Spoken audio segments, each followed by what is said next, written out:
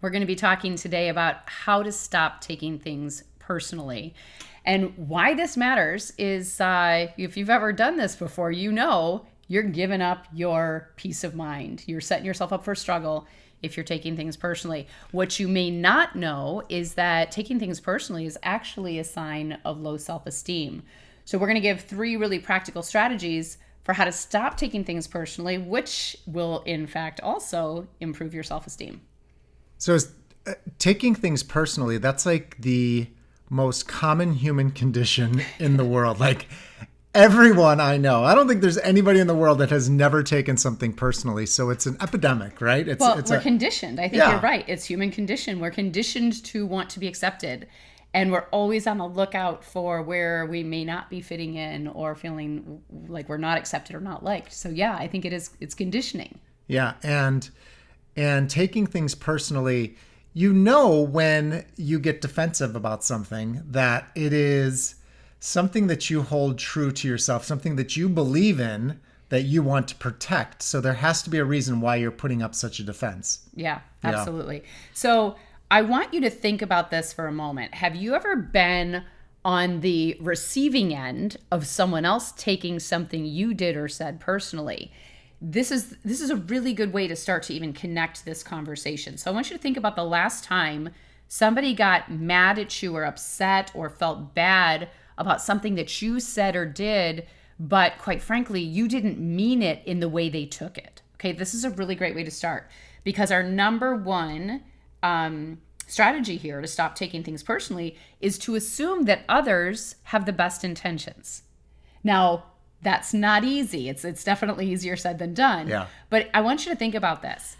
If you actually went into every situation with the belief that the other person in this conversation had good intentions, had the best of intentions, you would be less likely to jump to a negative conclusion. Am I right about that? Yeah.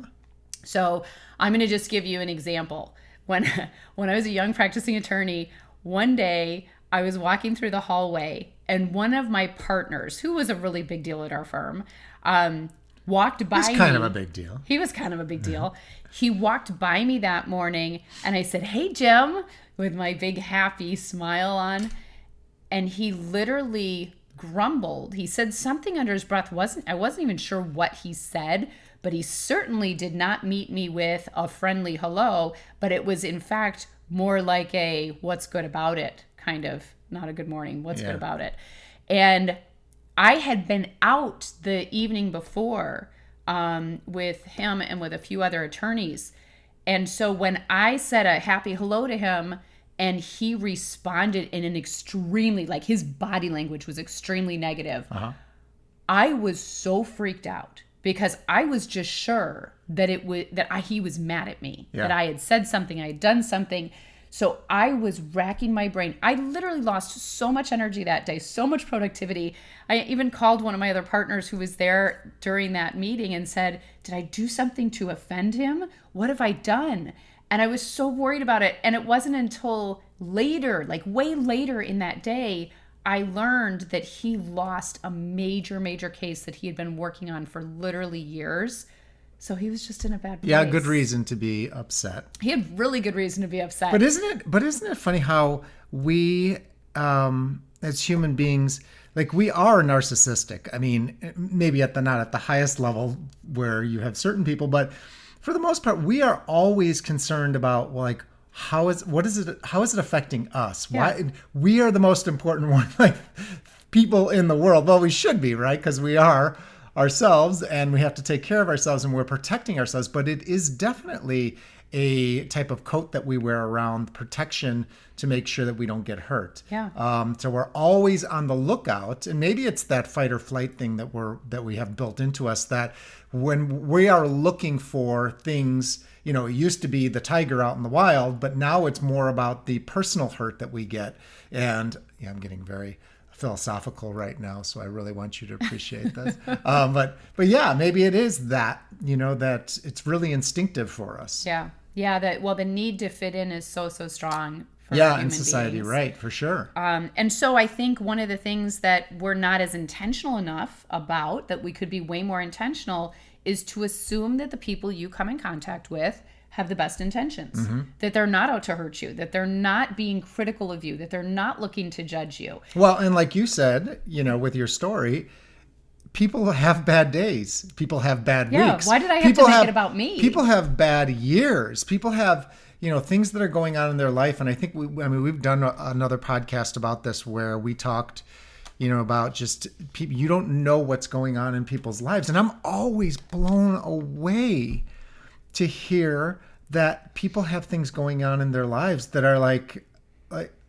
really dramatic, tough stuff. Yeah. That you can see why, just them being as positive as they possibly can be is just a lot. Takes a lot of energy for the things that are going on. People have, aging parents. They have people with dementia. They have kids that have medical issues. They have, just Maybe people that have died. Yeah, whatever. But you don't know what's going on in people's lives. So for us to be looking out for things that are going to hurt us, maybe it's better to be a little bit more positive and a little bit more intentional. Yeah. So again, number one strategy is get really intentional about believing that the other person has the best intentions, right? Don't be looking for how they're going to criticize or judge you, but really be thinking that they're in a good place and that they have good intentions. So that's number one. Number two is really about valuing yourself, right? So the second strategy is to really just remember who you are. And as long as you're acting in a way that you believe is right and that you're in line with what you value, just hold on to that and hold that space. Because if somebody says something negative to you, it doesn't mean that you have to take it as the truth. Now, one of the things that I do, I've learned this over time, and I can't even remember who I initially learned this from. Maybe it was Don Miguel Ruiz wrote the book, The Four Agreements, which if you haven't read that book, oh my gosh, please do. It's such an amazing book. And one of his number one points is don't take things personally. One of the things that I do when I'm in a situation with someone and they have something negative to say, rather than taking that as my truth, I just honor it to be their truth, right?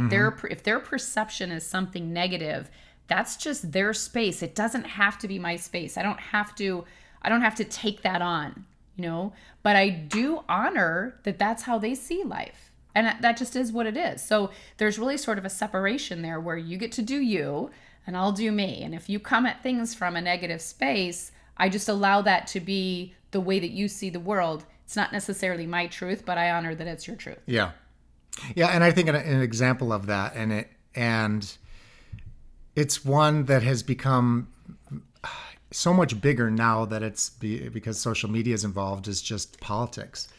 People are, and I'm not going to get into politics on this at all, but I think it's interesting to look at how, it used to be there are a lot more people that were in the middle, that maybe didn't care so much about politics, but because it's been so jammed down our throat and people have taken sides, it is truly like one side against the other. And so it's interesting because people hold their political views so strong and their beliefs so strong and so I will never give up an inch to any other view, that's the way it's become. Whereas I think in the past it used to be like you could have that conversation because things were a little bit more in the middle, but now they're just so far on each side that it makes it so much more difficult for people to even have, they take offense so easy about political things and a lot of things, and there's just so much of it right now, especially with the election coming up this next year. It's even going to get worse. So, one of the intentional things to do, especially if you're somebody that holds your political beliefs true and you're not going to give that up, be intentional about possibly thinking about it in a different way and maybe not having such an attachment to it. Yeah. Yeah, that's an interesting one. I didn't know you were going to go there to talk about politics, but it's really valuable to do that because there's such a polarization, which I truly believe is being driven by the media, right? Mainstream media is really creating, because of course, the more one side or the other that they go, the more the people will really jump onto that. But I want you to think about this. So when you think about the number 2 strategy, which is really valuing yourself, it's about kind of holding your ground, right? Standing in a place of power, where if I were to criticize you about something that you didn't believe were true, you would not take offense to it. You'd blow it off. Right. So if I were to say your serve in tennis is really not that good. Yeah. You'd be like, yeah, whatever. Because you know your serve. Yeah, I'd say my serve's pretty good. I mean, I definitely could work on it, but I'm not going to take offense to it. You're never going to take offense to that because he's got a monster serve and he's a lefty. So most people can't get past it at his level. So you're not going to take offense to that. But if I were to poke a hole somewhere where you actually had your own concerns internally about something, that's where you're much more likely to open up, get guarded, be offended. Like if I were to say something about an area of performance at work where you were just learning Don't about even something go there. New. Like how about, something technology related. Don't even say that. Yeah. You would totally like that. If when you're married, that's button pushing right there. Wow. Like it is. That's the other word for yeah, but so think about this. I'm glad you brought this up. Totally. So can someone else push your buttons? And the answer is yes. No. You own your buttons. Like only if you allow them. Like if that was true, then what you had said about my serve, that would be supposed to be a button that you could push. Like if you wanted to, but it's not. But I guess when they say what buttons can you push, the ones that get the reaction. Yeah, right. I know the sensitivities that you have, and I know if I want to hurt you, I know what you would be hurt by. I know what you would take offense to. Yeah. So technically, yes, there's this whole button pushing, and you and I used to be really good at that with each other. But then, somewhere along the line, through enough reading, watching, listening, attending seminars, I decided I don't have buttons, right? And so it is much, much more difficult for you these days. Yeah, it's not fun anymore. It's not as much fun. But really, like, we control our buttons. And if you have a button that you allow someone to push, meaning if there's a certain area that's a sensitive area for you and somebody brings that up, it gives you the right to be offended. I want you to consider that's you, that's not someone else. Right? The number 3 strategy that we have is to let it go. And in every relationship that we are in, there's the tendency, the habit of bringing whatever past issues into the present and messing it all up. So a lot of times what happens is, I will struggle in relationship with you and be looking for something critical coming out because of something from my past, not because of something that's going on today. So one of the things to really be looking out for is, what is your general overall feeling about somebody, and whether they're out for you or whether they're against you? If you have this belief that there's somebody in your world and they're critical of you and they're out to get you, that's definitely coming from the past, right? Yeah. Unless you happen to be in a very present moment situation and it's the first time you've ever been in it. So what sort of, I like to refer to them as anchors. What sort of anchors are you carrying around in these various relationships that are giving you this judgment about someone else and what they're thinking or feeling? So I would ask you to just be thinking about that and looking for, where do you need to clean it up and what needs to be let go so that you can get back to a relationship where you can just be present and in the moment. So it's easy for you to say, especially on a podcast, to say, let it go. But when somebody is feeling like they're being attacked by somebody else, it's not that easy. So what would be some of the steps that you would take, like when you said clean it up, or, how would you go about doing that? Well, I think that the very first piece of that is just the recognition that you have this guard up. Right? If you're in a relationship, let's say I'm in a relationship with my boss and I'm really concerned that my boss is coming down on me for something. I really need to take a look at that and figure out why I believe that. What are the indicators that I've taken in the past to point to this idea that my boss is somehow being critical of me or doesn't trust me? And I've got to get that cleaned up immediately, because here's what I can promise you. If I go into a relationship and I believe that my boss is, doesn't trust me and is going to be critical of me, I am going to be showing up as guarded. I am not going to be me. I'm not going to just be, I'm not going to be standing in my power, right? So I've got to figure it out. So awareness is number one. And then number two, it's probably going to require a conversation so that it can actually be cleaned up. And that conversation usually can be a really quick conversation, which is just clearing the air and just saying, hey, would it be okay if I talk to you for a minute? I recognized that I've been inauthentic with you in some way. I've been kind of guarded when I'm around you because I had this crazy notion that you didn't trust me, and it stems back to something from a long time ago. And I probably didn't even get that right, or maybe I messed something up and I never fully cleaned it up. But I just want to have a conversation with you right now and let you know my intentions, and apologize if there's anything from the past where I've given you reason not to trust me. And I want you to know that I'm here to completely give my all, and here's what I stand for in being in this role and all of that, right? Chances are really good your boss is going to be like, I don't even know what you're talking about, right? Because they know that something's been off, but maybe they didn't have a bad intention, or maybe they weren't looking out for something.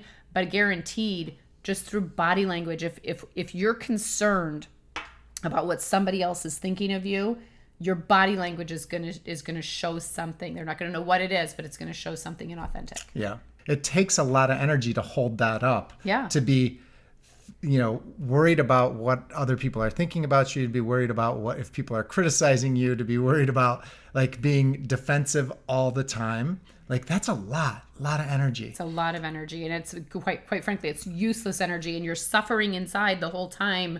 You're trying to put up this facade, and meanwhile, nobody wants a facade. They just want you with your strengths and your talents and your abilities. Just be you, right? So I want to end with a quote by Wayne Dyer that I think is really powerful and really relevant to this conversation. He said, when you change the way you look at things, the things you look at change. And so again, what does that mean? Well, explain that. Change the way you look at things. If I come into a situation and I'm expecting you to be critical of me, I'm going to look for and find different interpretations of things you say that I can take as critical, whether you mean them or not. But if I change the way I look at things, let's say that I change it and I say, you know what, you are so out for my success. You're so out for everything good. And you have the best of intentions when it comes to me. And whatever you say is really, truly meant for my good. You will start changing before my eyes, because I will also find evidence. Could be the same words you would have used, but I'll be able to interpret those in a way that I can take something positive from. Yeah, that's a great quote, and I'm glad you explained that, because a lot of people hear that quote and then they don't really truly understand it. Again, our top 3 strategies: number 1, assume that others have good intentions. Number 2, value yourself. And number 3, figure out where you need to let it go. So thanks for tuning in for the Evolve to Win show. And if you haven't connected with us on YouTube yet, please go search Heather Christie on YouTube. I'm the one who's not the rock star. I always have to give that caveat. But please connect with us and subscribe to our channel, and you'll always get our latest videos.